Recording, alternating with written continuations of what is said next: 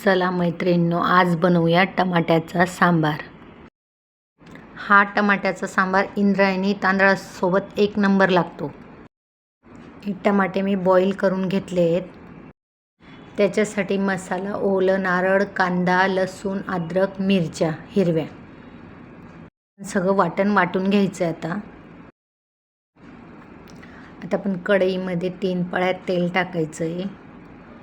तुम्ही किती जणांचा बनवतायत याच्यावर टमाटे कमी जास्त घ्यायचे।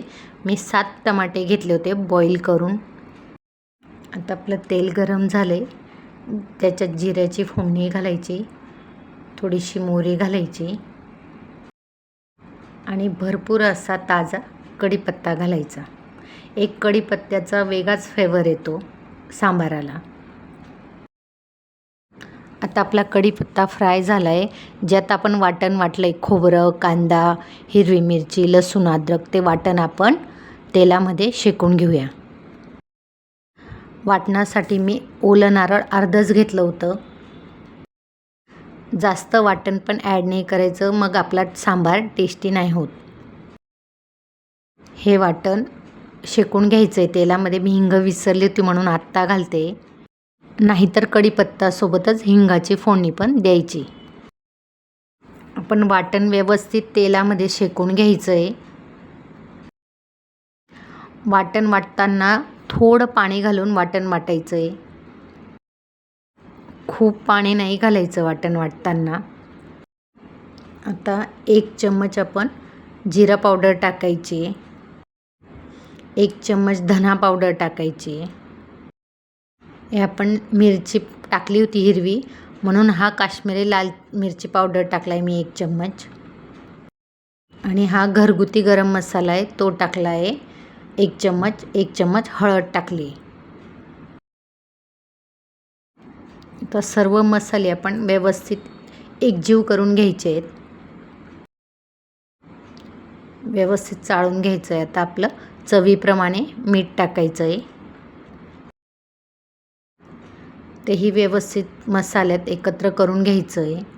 सर्व मसाले व्यवस्थित शेकून घ्यायचे आहेत। जोपर्यंत आपले मसाले शेकतात तोपर्यंत पाणी ॲड नाही करायचं आहे। हे तर आपले मसाले शेकून झालेत। हे आपण टमाट्याची पेस्ट बनवली आहे। टमाट्याची पेस्ट पण आपण मसाल्यामध्ये ॲड करायची। मला टमाट्याचं सांबार बनवायचं असेल तर मी मसाला बनवून ठेवते। हा सांबार भाजी नसली तरी चालेल, भातासोबत चपातीसोबतही आपण खाऊ शकतो। आता आपण टमाटे ॲड केले, त्याच्यात व्यवस्थित आपण मसाले शेकून घेतलेले आहे।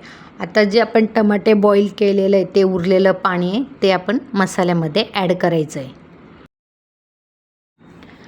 जेणेकरून आपला सांबार एक रस्यासारखा होईल। अगदी बनवायला सोपा, खायला एकदम चवदार असा लागणारा हा टमाट्याचा सांबार आहे। आता आपण चांगली त्याची उकड काढायची सांबाराची। गॅस फुल ठेवला आहे मी। आता आपल्या सांबाराची उकळ काढून घ्यायची आपण।